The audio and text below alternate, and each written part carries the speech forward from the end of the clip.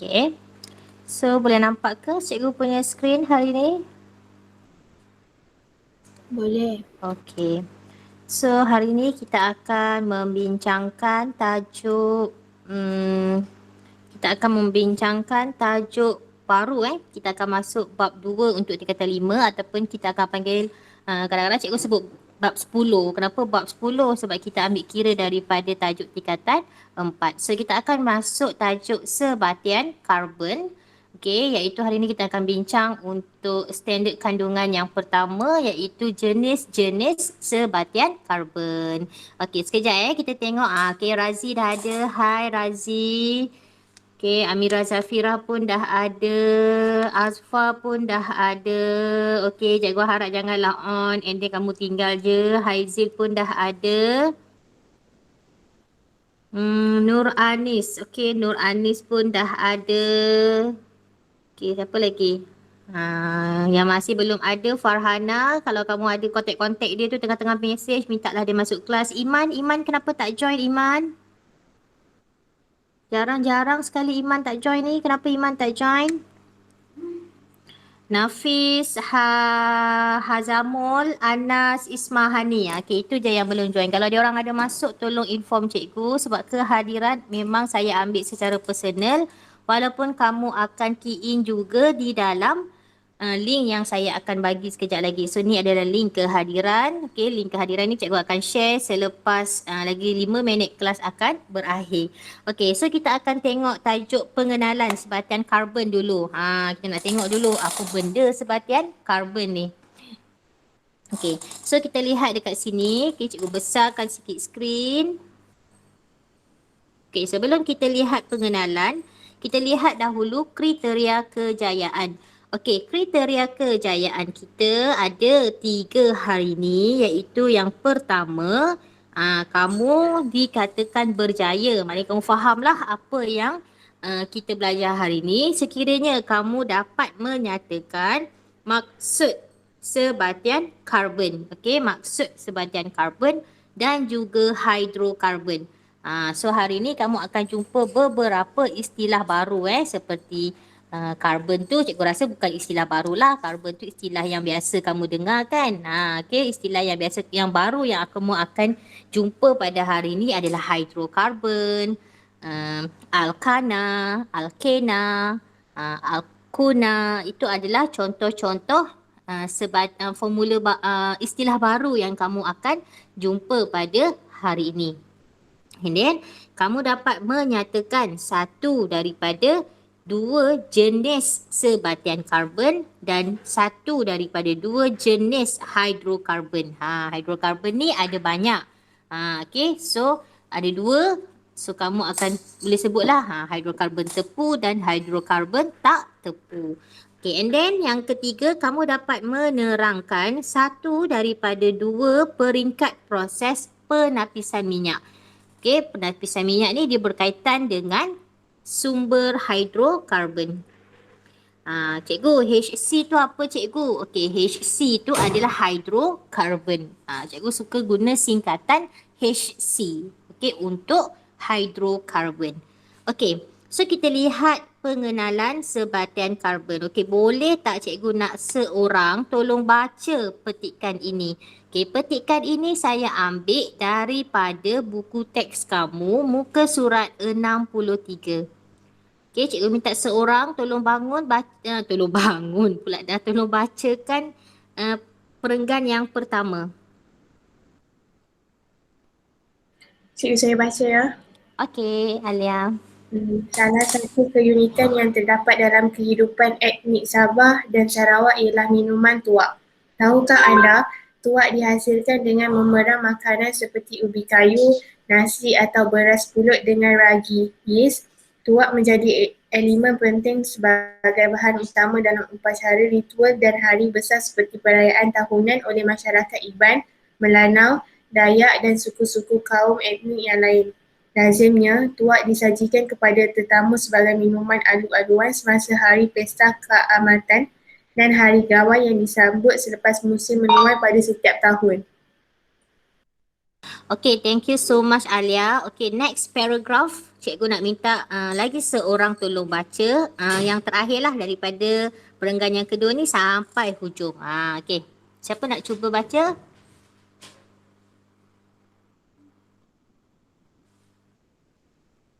Cikgu saya baca. Okey, Alice, thank Cik, you. formula tu nak baca juga ke cikgu? Formula tu tak payah baca pun tak apa. Ataupun kamu baca je glukosa menghasilkan apa-apa. Macam tu. Okey.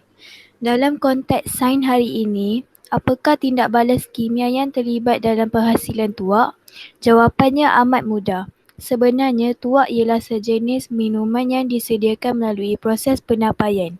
Penapaian ialah penguraian molekul besar seperti karbohidrat iaitu sukrosa atau glukosa kepada molekul kecil seperti etanol, C2H5OH oleh yeast. Yeast merembeskan enzim zimase yang menukarkan glukosa kepada etanol. C2H5OH dan karbon dioksida CO2. Sebagai peringatan, tuak dapat membawa kesan yang mudarat seperti mabuk, hayal dan muntah sekiranya diminum berlebihan. Okay, thank you Alice dan juga Alia.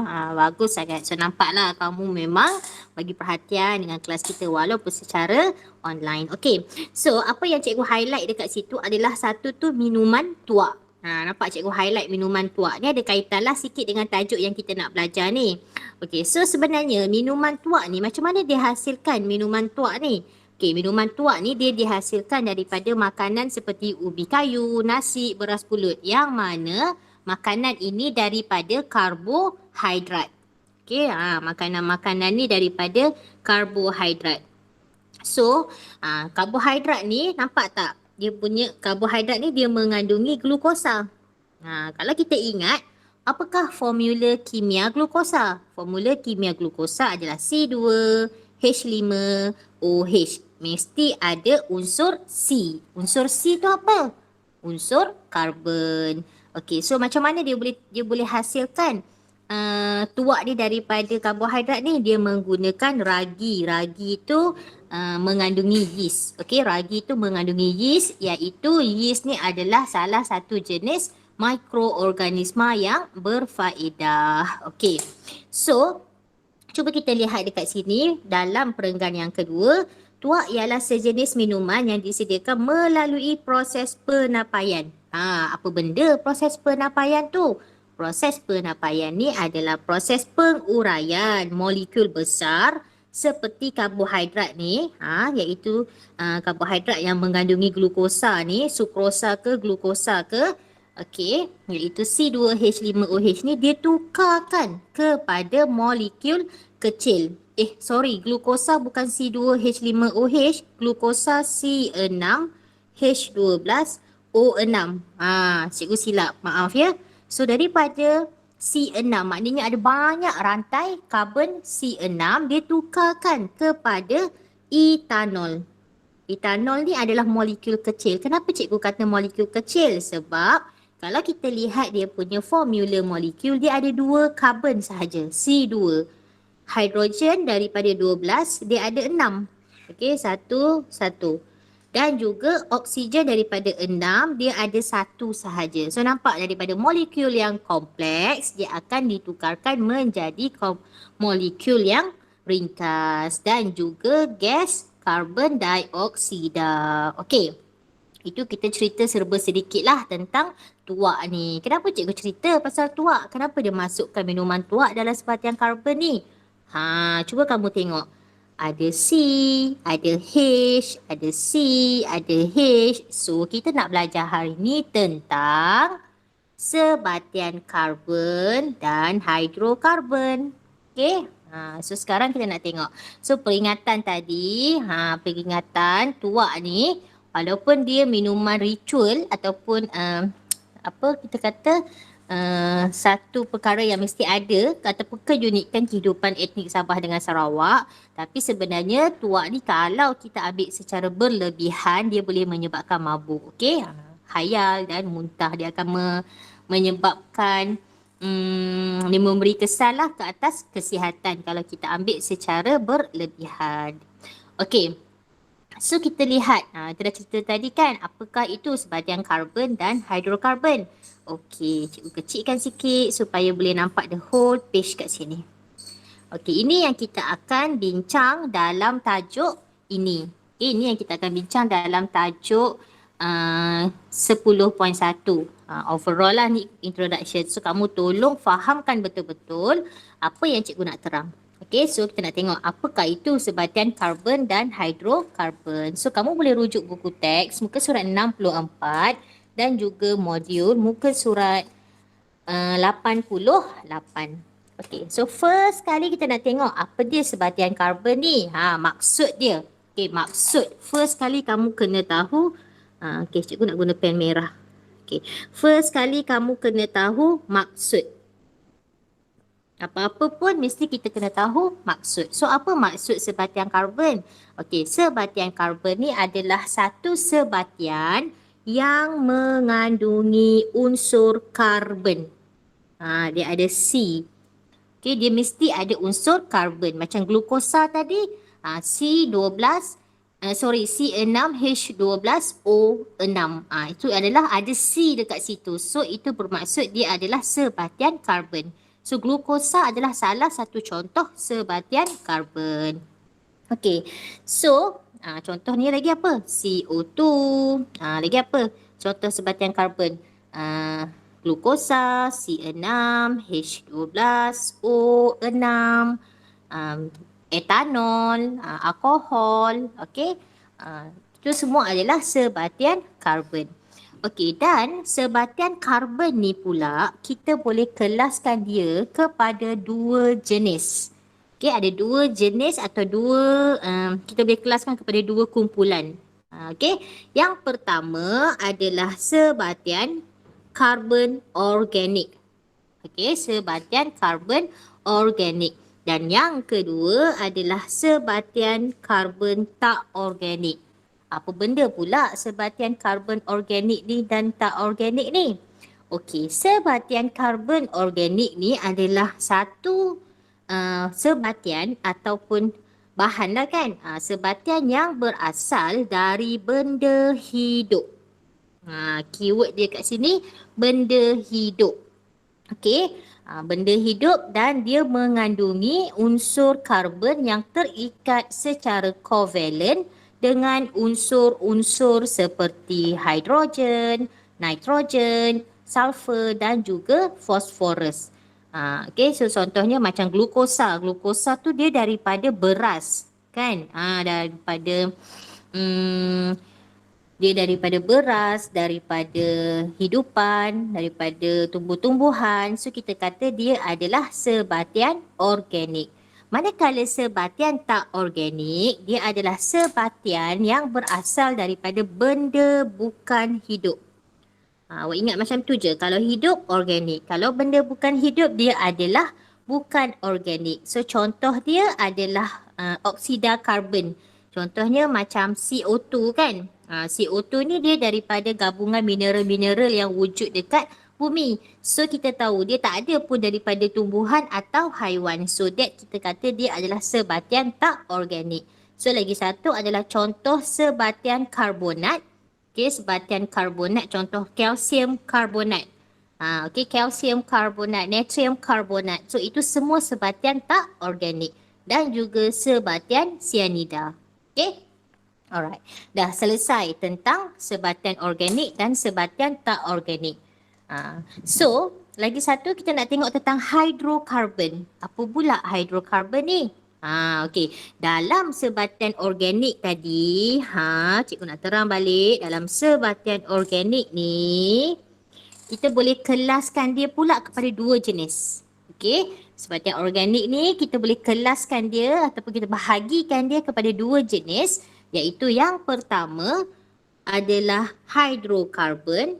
Dan yang kedua bukan hidrokarbon. Apa benda pula hidrokarbon? Hidrokarbon, okey. Nampak tak hidrokarbon?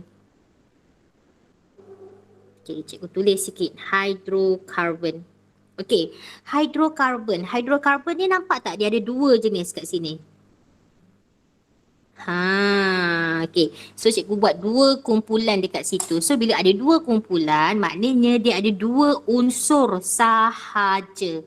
Dia mesti ada H dan C. Apa benda H dan C tu cikgu? Okey, H ni adalah hidrogen dan C untuk karbon. Okey, C untuk karbon. Okay, so H tu untuk hidrogen, C tu untuk karbon. Okay, so dia mengandungi unsur C dan H sahaja. Faham Okay. So, macam mana pula kalau dia ada unsur lain cikgu? Contohnya kalau macam dia ada unsur O ke macam alkohol kan? Macam glukosa tadi kan? Glukosa tadi dia ada C 6, H12, ada O6. So, apabila dia ada unsur lain selain daripada C dengan H, kita kata dia unsur, dia adalah bukan hidrokarbon. Dia sebatian organik tapi dia bukan hidrokarbon. Boleh faham? Okay. So dekat situ, kalau hidrokarbon, dia ada 3 jenis. Okey, hidrokarbon ni dia ada 3 jenis, iaitu alkana, alkena, alkona. Yang dah belajar dekat tuition mungkin dia ingatlah. Okey, yang tak belajar tak apa, kita akan belajar sama-sama. Okey, alright. So, manakala bukan hidrokarbon, contoh dia adalah alkohol, asid karboksilik, ester. Ni kita akan belajar dalam tajuk yang seterusnya iaitu siri homolog. Okey, faham tak untuk first yang cikgu terang ni? Ini untuk kamu faham maksud sebatian karbon dan hidrokarbon dahulu. Okey, so sebatian karbon, cikgu ulang semula, sebatian karbon adalah sebatian yang mengandungi unsur karbon. Manakala sebatian hidrokarbon adalah unsur ataupun sebatian organik yang mengandungi hidrokarbon dan karbon sahaja. Dia bukan unsur dia bahan, sebatian. Maaf bukan unsur, dia sebatian. Okey. Ni cikgu terangkan semula sahajalah. Okey, so ni cikgu ulang lagi sekali. Sebatian karbon adalah sebatian yang mengandungi unsur karbon sebagai unsur juzuknya. Unsur juzuknya maksud dia dalam banyak-banyak unsur dalam sebatian tu ada unsur karbon. So unsur karbon ada 2 jenis iaitu sebatian karbon ada 2 jenis iaitu sebatian karbon dan sebatian karbon organik dan sebatian karbon tak organik. So boleh baca ni daripada buku teks. Okey. Yang kedua ni adalah hidrokarbon dan bukan hidrokarbon. Ini yang cikgu terang tadi tu. Okey, hidrokarbon ni maksud dia adalah sebatian organik yang mengandungi hidrogen dan karbon sahaja. Okey, tapi kalaulah sebatian karbon tu, sebatian organik itu mengandungi karbon, hidrogen serta unsur lain, seperti oksigen, nitrogen, fosforus atau halogen. Halogen ni macam klorin, bromin, iodin. So itu kita panggil dia bukan hidrokarbon. So jom kita lihat contoh-contoh hidrokarbon dan bukan hidrokarbon. Okey, first sekali. Yang pertama kita tengok protein. Semua tahu kan protein? Protein yang ada dalam ayam, ikan, daging. So, apa komposisi protein ni? Komposisi protein ni dia ada C, karbon. Dia ada karbon, hidrogen, nitrogen dan oksigen. So, apabila kita tengok, dia ada nitrogen dan oksigen. Dia ada nitrogen dengan oksigen. Jadi, dia bukan hidrokarbon. Sebab dia ada unsur lain selain daripada C dan H. Okey, yang kedua, petrol. Petrol ni daripada petroleum daripada petroleum iaitu bahan api fosil. So, kita semua tahu petroleum ataupun bahan api fosil ni dia terhasil daripada sisa haiwan yang terenak yang mengambil masa berjuta-juta tahun. Jadi, dia memang sebatian organik. So, kita lihat karbon dengan hidrokarbon. Dia dalam petrol dia ada karbon dan hidrokarbon sahaja. So, ada dua unsur ni, so dia adalah hidrokarbon. Okey. Yang ketiga, kanji. Kanji. Kanji ni ada dalam nasi. Okey, karbohidrat. So, dia ada karbon, hidrogen dan oksigen. So, dia ada unsur selain karbon dan hidrogen. Jadi, dia bukan hidrokarbon. Lemak. Lemak ni daripada haiwan dan juga tumbuhan. So dalam lemak ada karbon, hidrogen dan oksigen. Dia ada unsur lain selain CH. Jadi dia bukan hidrokarbon. Dan yang kelima, gas asli. Gas asli ini juga merupakan daripada bahan api fosil, iaitu dia daripada sisa tumbuhan. So dia mengandungi karbon dan hidrogen sahaja. Ada tak unsur lain? Tak ada kan? So dia adalah hidrokarbon. Dan yang keenam, yang terakhir adalah alkohol. Okey, alkohol dia mengandungi karbon, hidrogen dan oksigen. Okey, jadi kalau kita nampak dia ada oksigen, jadi dia bukanlah hidrokarbon. Okey, boleh faham tak setakat ni? Boleh. Boleh. Okey, boleh Cikgu nak minta masa 5 minit sekejap je. Awak stay. Fahamkan dulu.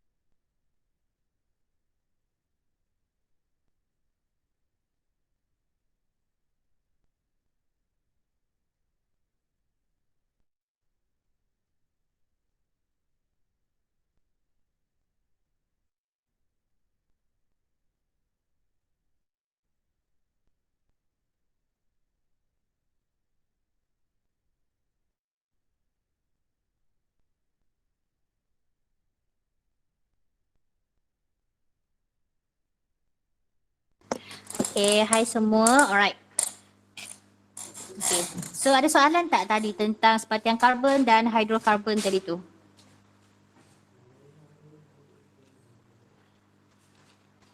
Okay, kalau tak ada, kita continue sikit lagi. Okay. So tadi kita dah cerita tentang sebatian karbon organik ada dua, iaitu hidrokarbon dan bukan hidrokarbon. Sekarang kita nak fokus on hidrokarbon. Okay, sekarang kita nak fokus on hidrokarbon dahulu. So hidrokarbon ni pula kita boleh kelaskan dia kepada dua kumpulan. Okay, kita boleh kelaskan dia kepada dua kumpulan, iaitu yang pertama adalah hidrokarbon tepu.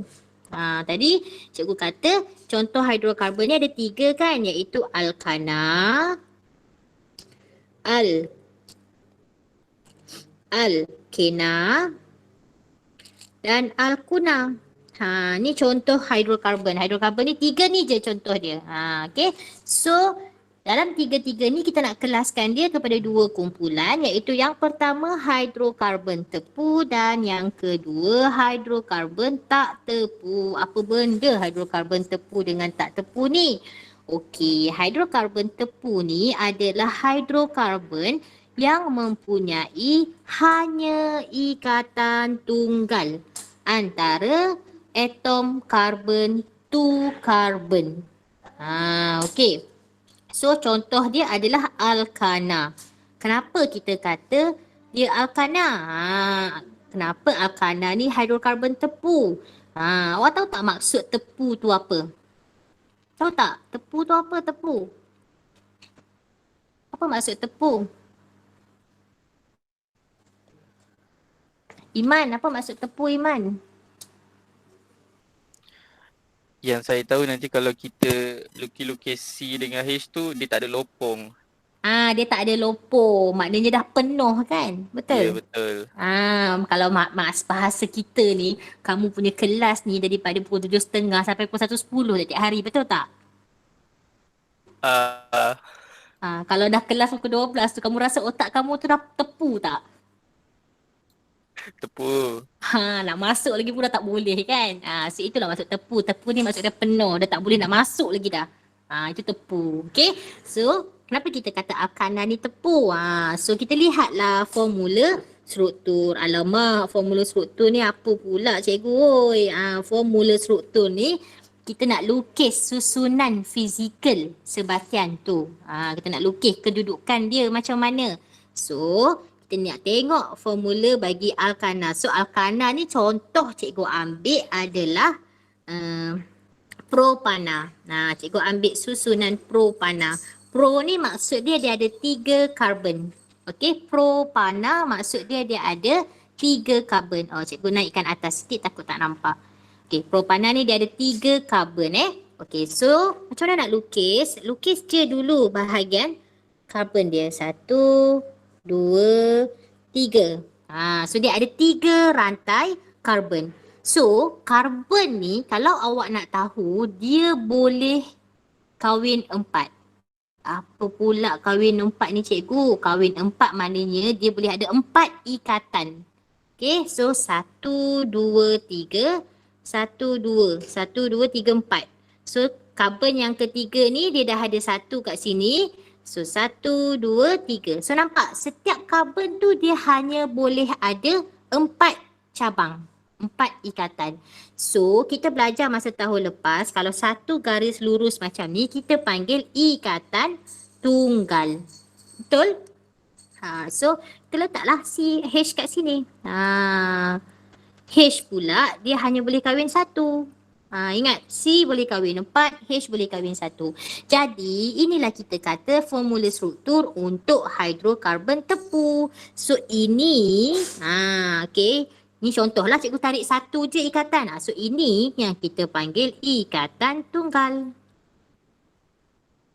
Boleh faham? Boleh. Alright. Okay, so sekarang hidrokarbon tepu ada 1 je kamu kena ingat hidrokarbon tepu ada 1 sahaja iaitu kumpulan alkana sahaja. Okay, so now kita tengok hidrokarbon tak tepu. Okay, hidrokarbon tak tepu ni apa? Hidrokarbon tak tepu ni adalah salah satu hidrokarbon yang mempunyai sekurang-kurangnya 1 ikatan ganda 2 atau ganda 3. Untuk silibus kamu ni special, kamu belajar Alkuna. Kalau KBSM, dia tak belajar Alkuna, nanti dia masuk U baru dia dah belajar ataupun dekat matrix baru dia akan belajar Alkuna. Tapi kamu special sebab kamu bijak, so kamu dah belajar untuk Alkuna. Okey, apa benda ganda 2 dan ganda 3 ni? Ganda 2 C double bond C. Macam tu. So, ini yang kita kata ikatan ganda 2. Okay, ikatan ganda 2. Cikgu naikkan sikit.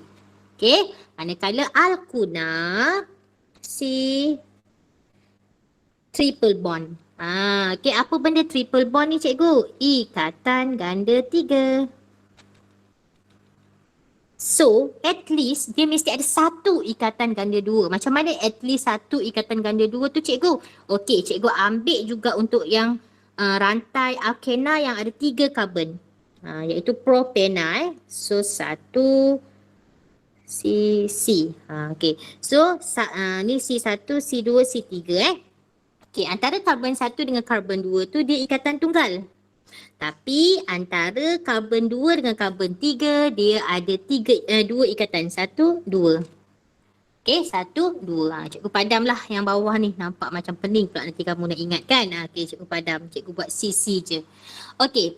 So sekarang tadi cikgu kata karbon boleh kahwin 4. So karbon yang pertama dia boleh letak lagi berapa ikatan? 1, 2, 3. So kat sini cikgu letak H lah sebab hidrokarbon kan C dengan H sahaja. Okay. Karbon yang kedua dia dah ada berapa ikatan dekat dia ni? Dia dah ada berapa? 3. So kita cuma letak lagi 1 sahaja H kat bawah. Boleh je kalau cikgu nak letak dekat atas pun tapi cikgu saja letak kat bawah sebab atas tu dah ada tulisan tu, contoh formula struktura. So cikgu tak letaklah kat atas. Okey, karbon yang ketiga dia dah ada berapa ikatan? 2. 2. So dia tambah je lagi 2. So kamu dah faham pasal formula struktur nanti senanglah. So mana ikatan ganda 2 dia? Inilah ikatan ganda 2 dia. Okay, at least ada satu ikatan ganda 2 pun dia dah dipanggil hidrokarbon tak tepu. Boleh faham? Boleh. Okey, dan alkuna. Alkuna ni dia ada at least satu ikatan ganda 3. So cikgu ambil juga propuna, okey? So 1 2 nampak? Dekat sini ada ikatan ganda 3. So apabila ada satu sahaja ikatan ganda 3, kita katakan dia adalah hidrokarbon tak tepu. Kenapa tak tepu?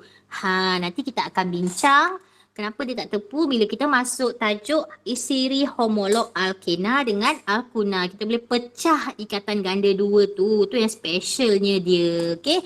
So kita tambahlah lagi ikatan-ikatan yang seterusnya. So C1 ni kita kena tambah 3. C2 ni boleh tak? Dah ada 1, 2, 3, 4. Dah cukup dah. C2 dah tak boleh tambah hidrogen sebab dia dah cukup. Tapi C yang ketiga boleh tambah lagi satu ikatan. Barulah dia cukup 4. Okey, boleh faham tak yang ini? Boleh. Boleh. Cikgu maaf ganggu. Syarun ada tanya dekat komen. Oh sorry, cikgu tak baca komen. Okey, sekejap cikgu baca. Okey cikgu, C kat formula struktur tu memang hanya 3 tetap ke boleh lebih? Okey, kalau dia alkuna, dia 3 ikatan. Kalau dia alkena, 2 ikatan. Apa soalan dia? Cikgu macam tak berapa nak faham sikit. Cikgu, C kat formula struktur tu memang hanya 3 ke boleh lebih? Untuk silibus kamu belajar sampai 3 je tau, ikatan ganda 3. Tak ada lagi ikatan ganda 4. Okey? Jangan fikir lebih-lebih. So paling banyak 3 sahaja. Betul tak? Betul-betul yang cikgu faham tu? Syarun. Saya menjawab soalan tak?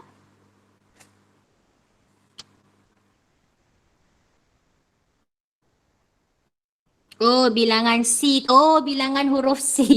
Boleh. Karbon tu boleh lebih. Sampai 12 boleh. 1 boleh, 2 boleh, 3 boleh, 4 lebih. 4 Tapi boleh. kita belajar sampai 10 kan cikgu? Ya betul. Untuk silibus kamu sampai 10. Nanti masuk matrik boleh sampai 12, boleh sampai banyak-banyak. Tu dia akan jadi rantai polimer yang panjang lah. Okay, tapi sampai untuk silibus kamu 10 C sahaja. Okay, dan bilangan C tu pula dia akan ada nama-nama dia. Okay, sabar cikgu tahu kamu dah excited nak belajar tajuk ni sebab dia best kan. So nanti kita akan belajar. Okay, so ni cikgu nak buat sedikit pentaksiran. Okay, so kelaskan sebatian yang berikut kepada sebatian organik atau tak organik. Okay, ini cikgu nak kamu secara lisan sahaja sebab ini cikgu ambil pada TP 1 dan 2 sahaja. So apakah, okay, so kamu hanya perlu nyatakan sebatian A, B, C, D sampai E ni organik atau tak organik. So ingat balik, organik berasal daripada benda hidup, tak organik daripada bukan benda hidup. Okay, so propanol organik or bukan organik? Cikgu nak jawapan boleh lisan, boleh secara mesej. Seorang je jawab. Kalau dah ramai-ramai jawab tu dia tengok jawapan kawan dia. Okey, propanol. Razi. Organik ke bukan organik?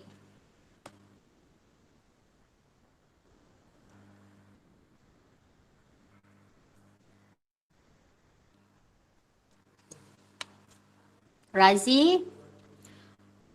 Propanol ni organik ke bukan organik? Alif Nazmi.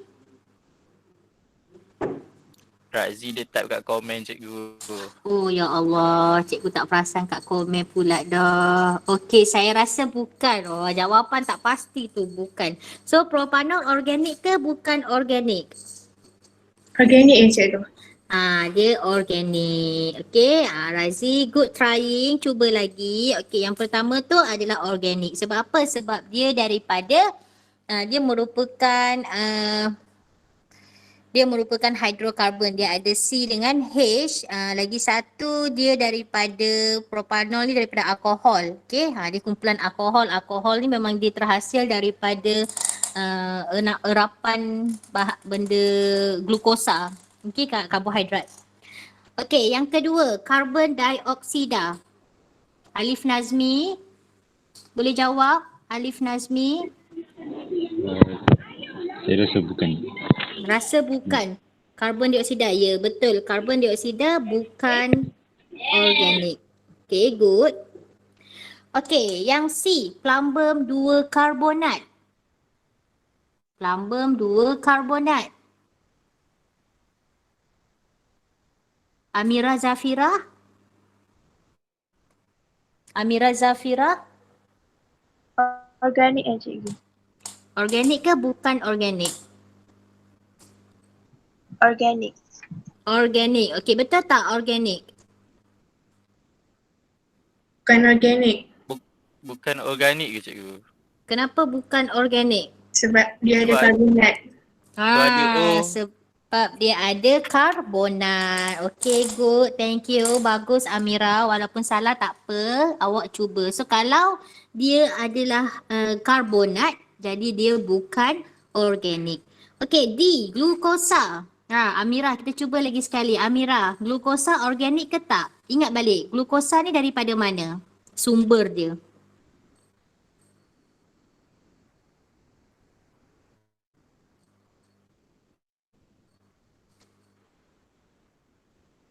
Amira? Bukan organik. Bukan organik. Okey, betul ke bukan organik? Tak organik. Organik. Oh. Organik. Organik. Okey, kenapa kita kata dia organik? Sebab glukosa ni dia daripada karbohidrat kan. Dia dalam nasi. Okey, so dalam buah-buahan, sukrosa. So itu adalah daripada benda hidup. Okey, asid etanoik. Asid etanoik. Ini adalah organik ke bukan organik? Azfa. Kejap. Okey, siapa nak jawab tu? Sorry, siapa nak jawab? Saya. Alia. Okey, Alia. Bukan organik. Bukan organik. Betul ke? Saya rasalah. Saya rasa. Okey, yang lain boleh bagi tak pendapat masing-masing? Kita lihat.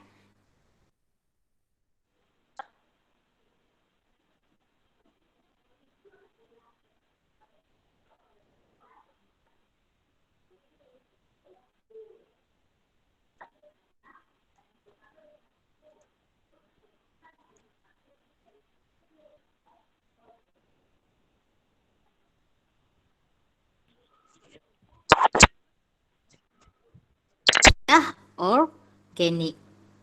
Okey. Okey, good trying. Tak apa. Salah, kita belajar sama-sama. Okey, yang ni tak payah buat dalam buku tulis. Kita buat secara lisan sahaja. Okey, soalan yang kedua, kita nak minta nyatakan istilah bagi setiap pernyataan berikut. Okey, so 2A, sebatian yang mengandungi unsur karbon. So, apakah istilah bagi sebatian yang mengandungi unsur karbon ni? Sebatian karbon. Ya, betul. Sebatian karbon. Yang lain tolong on mic jawab ataupun tulis jawapan dekat ruangan chat. Sebab saya tengah buat pentaksiran untuk bahagian ini. Kalau tak, saya tak boleh nak tahu kamu TP berapa. Okay, alright. Soalan yang kedua, hidrokarbon yang mempunyai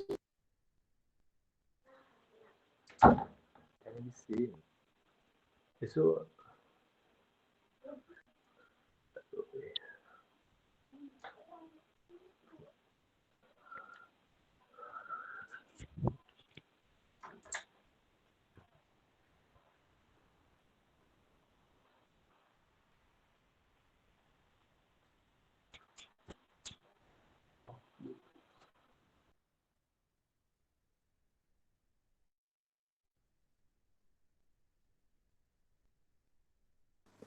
Okey, dah ada yang jawab tu. Cikgu nampak Razi jawab hidrokarbon tepu. Okey, good Razi. Betul.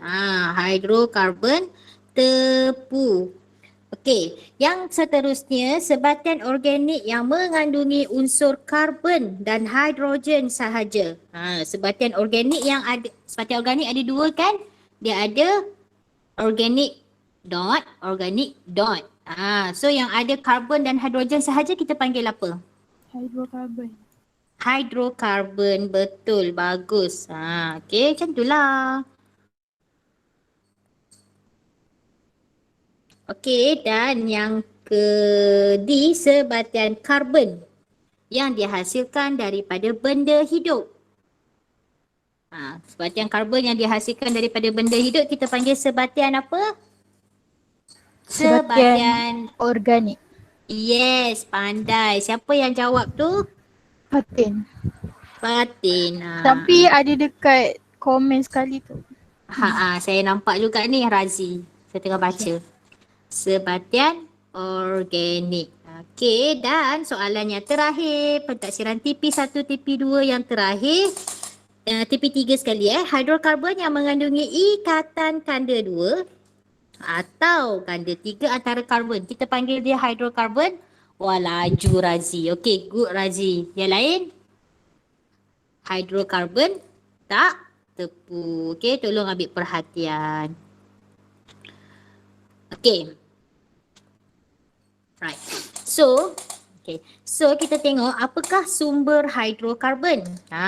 Kita dah belajar pasal hidrokarbon tadi kan. So apa sumber hidrokarbon ni? Okey, so sumber hidrokarbon yang utama dia daripada petroleum atau minyak. Minyak mentah. Okey, untuk ini saya guna buku teks ya. Sebab modul tu boleh juga kamu nak guna, kamu boleh baca lah. Tapi saya suka guna buku teks sebab nota dia ni is colourful. So cikgu sukalah baca. Okay, so cikgu garis-garis sikit je lah, buat highlight sikit. Okay. Cikgu besarkan sikit. Okay, so petroleum ni dia terbentuk daripada hasil perebutan tumbuhan dan haiwan yang telah mati di dasar laut, yang mengambil masa berjuta-juta tahun dahulu. So petroleum ni dia adalah campuran hidrokarbon, sama ada yang ringkas atau berantai panjang. So kalau ringkas, dia macam ni lah, C. Dia ada 3 karbon, so kita panggil ringkas. Kalau rantai panjang, dia sampai C12, H24, macam tu. So panjang rantai dia, kadang-kadang ada sampai C50, itu kita panggil berantai panjang. Okey, seterusnya petroleum ni kita tak dapat guna tau sebelum diproses. So kalau dekat orang yang oil and gas tu, so kalau oil and gas ni apa namanya nak cakap tadi, dia cari gali minyak tu, dia cari gali petroleum tu, so dia tak boleh guna pun sebelum dia proses. So petroleum ni hanya boleh digunakan apabila dia dah diproses. So petroleum ni kita kena asingkan pecahan kepada pecahan dia sebelum dapat digunakan dengan proses yang kita panggil proses penapisan. Okey, proses penapisan minyak. So dalam proses penapisan minyak ni dia ada 2 peringkat, iaitu penyulingan berperingkat dan peretakan. Okey, so kamu kena tahu, ini penting, poin yang penting. Okey, dalam proses penapisan minyak untuk kita hasilkan minyak mentah daripada petroleum ni, so kita ada 2 peringkat, iaitu yang pertama penyulingan berperingkat dan peretakan. Untuk penyulingan berperingkat mungkin bukan benda barulah untuk kamu sebab kamu dah belajar penyulingan berperingkat ni semasa dalam tajuk sains tingkatan 3. So apa benda penyulingan berperingkat ni? Okey, penyulingan berperingkat ni adalah pecahan hidrokarbon dalam petroleum ni kita asingkan pada suhu yang berlainan mengikut saiz hidrokarbon. Tadi kan cikgu kata saiz hidrokarbon ni ada yang pendek, ada yang ringkas, ada yang rantai panjang. So kita akan pecahkan hidrokarbon dalam petroleum ni ikut saiz itulah. Okey, dan yang kedua, ni yang pertama penyulingan berperingkat, yang kedua adalah peretakan. Okey, peretakan ni maksud dia hidrokarbon yang rantai panjang yang ada sampai 12, 20, 40, 50 karbon tu, kita akan pecahkan dia kepada molekul yang lebih kecil pada suhu yang tinggi dan bermangkin. Okey.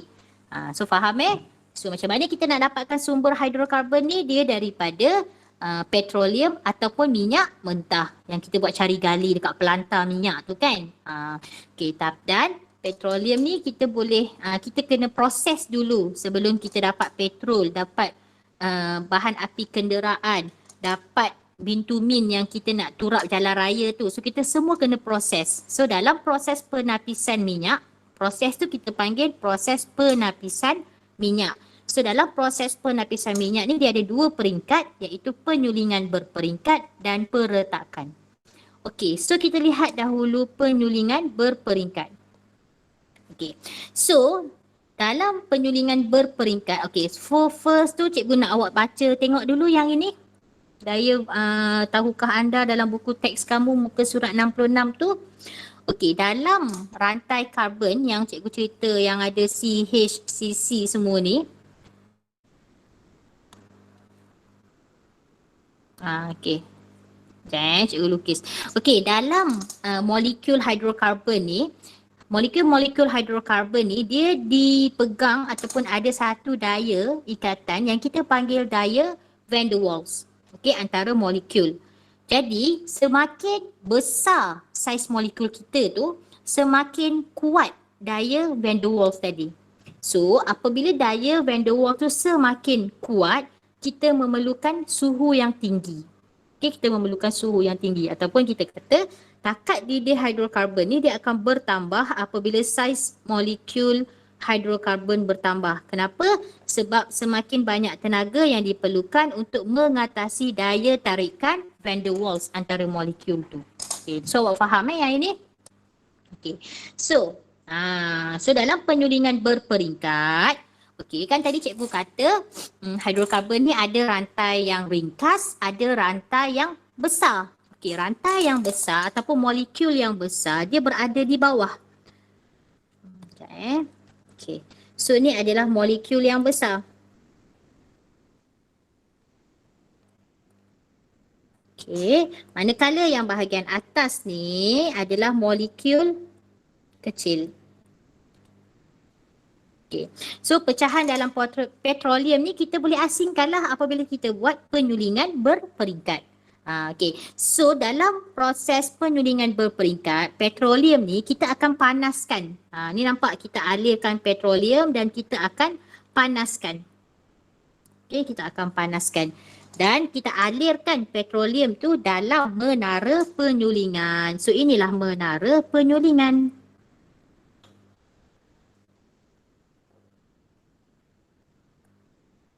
Okay, inilah menara penyulingan. Okay, so pecahan dalam petroleum ni kita boleh asingkan.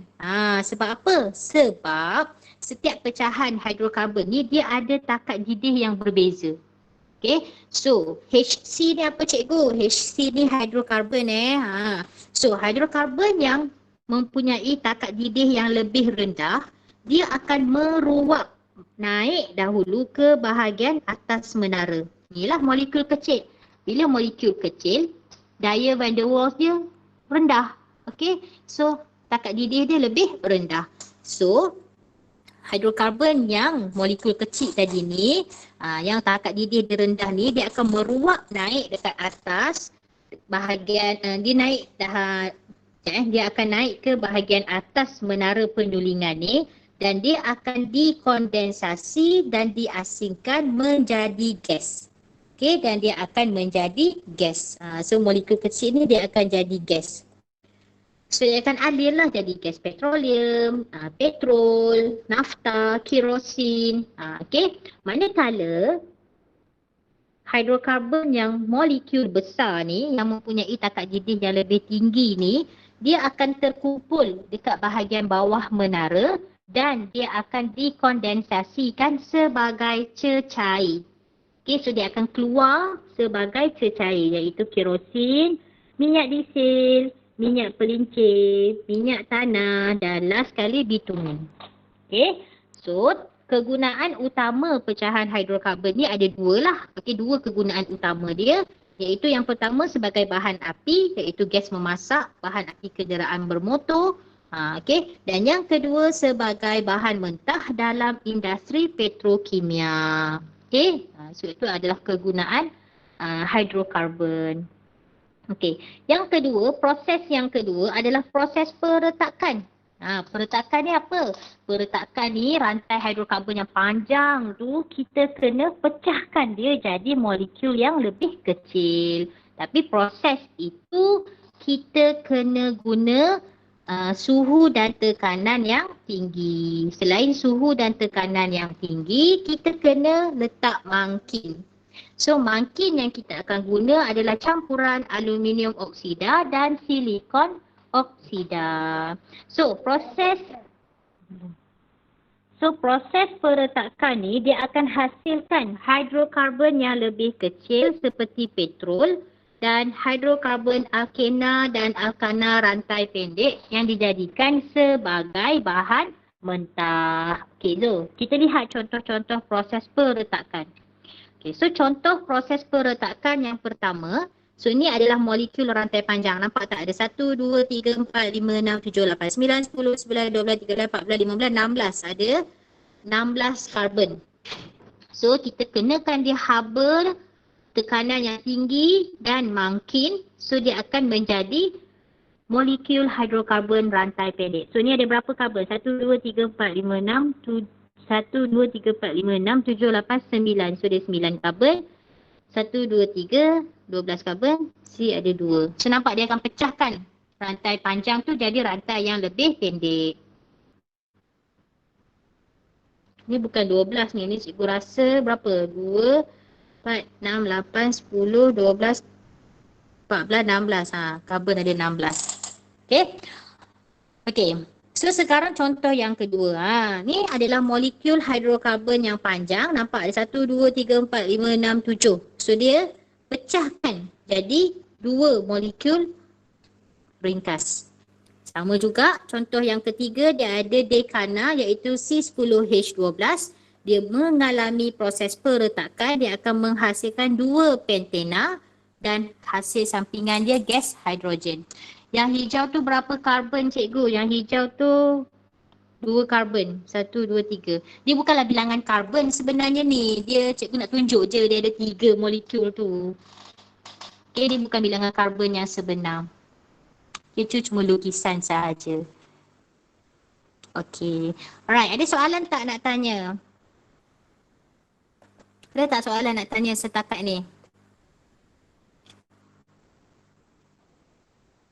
Tak ada Okay. So, apakah sumber alternatif hidrokarbon? Kita semua sedia maklum hidrokarbon ni petroleum lah sebenarnya kan, bahan api fosil. So sebenarnya hidrokarbon ni adalah sumber tenaga yang tidak boleh diperbaharui. Jadi kita kena mencari sumber alternatif hidrokarbon. Jadi kita kena menggunakan sumber yang boleh diperbaharui. Yang mana kita boleh menghasilkan sumber yang boleh diperbaharui ini melalui pelbagai proses kimia untuk menggantikan bahan api fosil. Okey, jadi salah satu sumber tenaga alternatif adalah biodiesel. Okey, apa benda biodiesel ni? Okey, so biodiesel ni, ni biodiesel. Kenapa buruk sangat cikgu punya ni? Okey, baru betul. Okey, so biodiesel ni adalah bahan organik daripada haiwan dan tumbuhan juga yang mengandungi tenaga yang tersimpan daripada matahari. Cuma bezanya biodiesel ni dia mengambil masa yang tidak terlalu lama untuk dihasilkan. Okey, so contoh biodiesel adalah gas biodiesel. Biodiesel ni kita hasilkan daripada minyak masak terpakai. So kalau kamu tahu, dalam ni pun ada beberapa orang ahli kelab pencinta alam. So kita ada kumpul minyak masak terpakai kan. Minyak masak terpakai tu kita jual dan yang minyak masak itu akan diproses menjadi biodiesel. And then ada biogas, ada bioethanol. Okay, bioethanol ni dia daripada minyak kelapa sawit. Okay, ada soalan tak nak tanya? Okay. So, aktiviti makmal dalam buku teks muka surat 2A ni kamu boleh baca dahulu. Itu adalah tentang penyulingan berperingkat petroleum. Cikgu tak masukkan dalam ni sebab kita tak bincang Okay. Yang kedua, aktiviti 2B buku teks muka surat 70 ni, awak buatlah catatan, tulis dengan pensel sikit Okey, ini adalah PBL kita yang pertama. Okey, tapi cikgu tak akan buat lagi sekarang, cikgu akan tunggu dalam seminggu lagi baru kita akan buat. So, dia untuk melaksanakan pembelajaran berasaskan projek bagi penghasilan bioethanol sebagai sumber tenaga alternatif hidrokarbon daripada sisa organik. So nanti kita akan bincang macam mana kita nak hasilkan bioethanol dengan menggunakan sisa makanan yang diperoleh di persekitaran anda. So yang dah biasa membuat kompos, pengkomposan makanan tu mungkin dia ada idea sikit lah untuk membuat benda ni. So nanti kita akan bincang secara detail untuk aktiviti 2B ini ataupun kita katakan project based learning kita yang pertama. Okey, yang kedua adalah uji diri buku teks pentaksiran PBD TP 1 hingga 4. Okey, ini kita ada buku tulis kan? Ada buku tulis kimia kan? Ada. Ada, okey. Yang dah hilang buku tulis tu, pandai-pandailah kamu cari buku tu ya. Okey, so buku teks pula. Kamu tolong jawab ujikan diri 2.1 ini dan tolong hantar dalam Google Classroom. Okey, cikgu dah masukkan tugasan ini dalam Google Classroom kamu. Okey, kamu tolong tengok. Okey. Dan modul kimia muka surat 91 ni kita terus jawab sama-sama. Okey, tolong buka modul kimia muka surat 91. Okey, ada latihan yang pertama. Okey, kita buat sama-sama sekarang. Kelaskan bahan berikut kepada hidrokarbon dan bukan hidrokarbon. Okay, so ni yang pertama, yang kedua, yang ketiga, yang keempat, yang kelima, yang keenam. Okay, so kita nak kelaskan dia kepada hidrokarbon dan bukan hidrokarbon. Okay, so hidrokarbon. Yang mana satu hidrokarbon?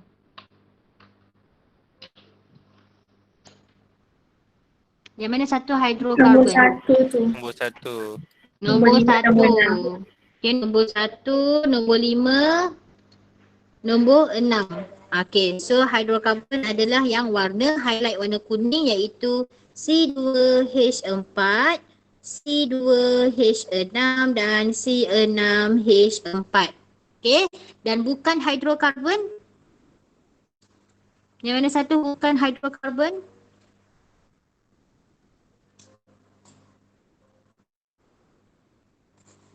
Bukan hidrokarbon yang mana?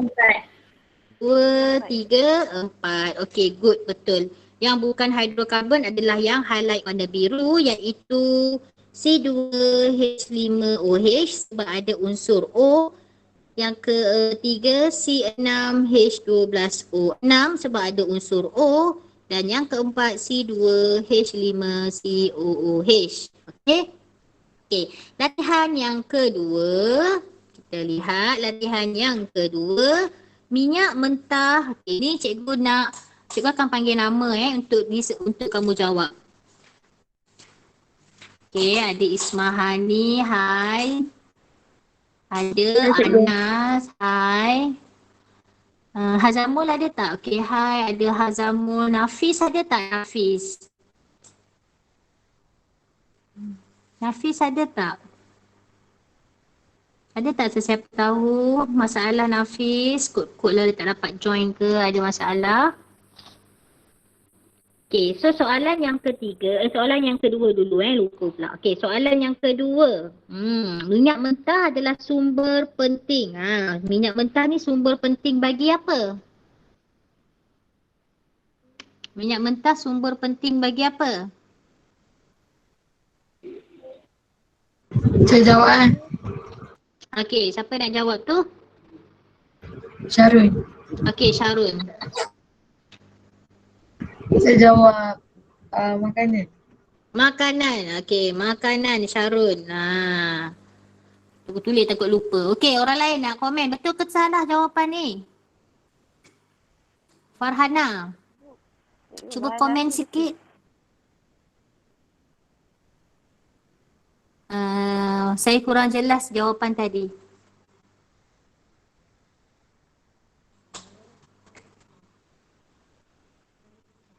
Ismahani ke yang jawab tadi tu? Bukan. Bukan. Okey, Ismahani, betul tak jawapan Syarul? Saya rasa bahan api. Bahan api. Yang lain? Lagi seorang. Ni Ismahani ya. Lagi seorang. Iman.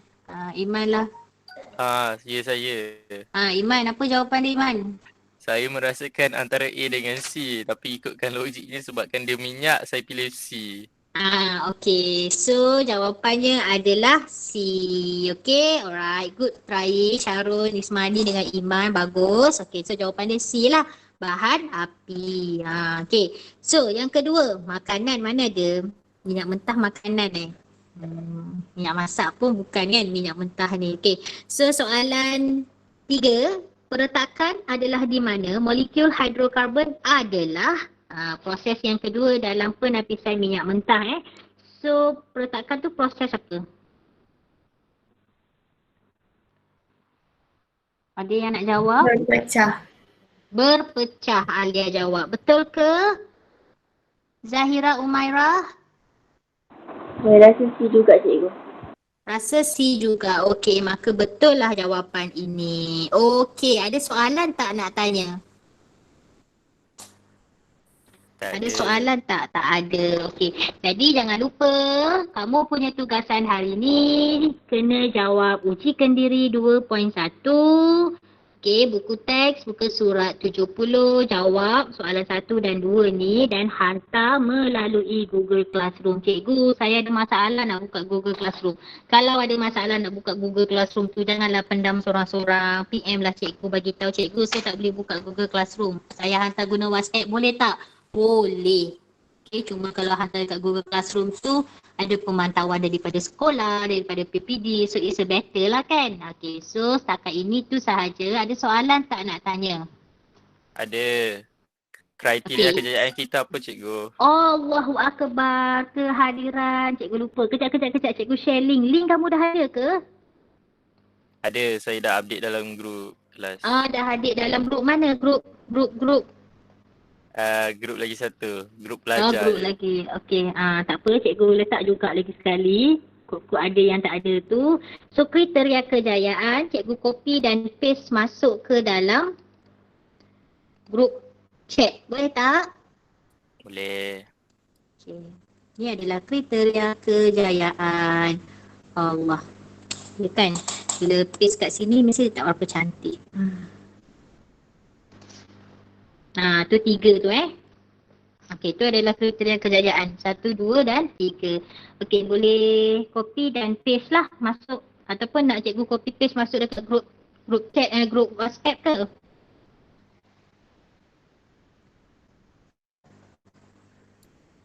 Tak perlu, sini pun dah okey dah.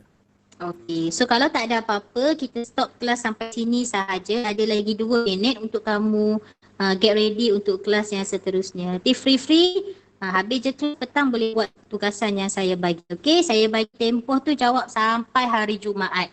Hari Sabtu saya akan freekanlah masa saya tu, saya tengoklah. Saya tak adalah semak semua tapi saya akan check mana yang penting-penting tu saya akan rekod dalam video. Okey? Right, so terima kasih semua. Assalamualaikum dan selamat sejahtera. Terima kasih cikgu.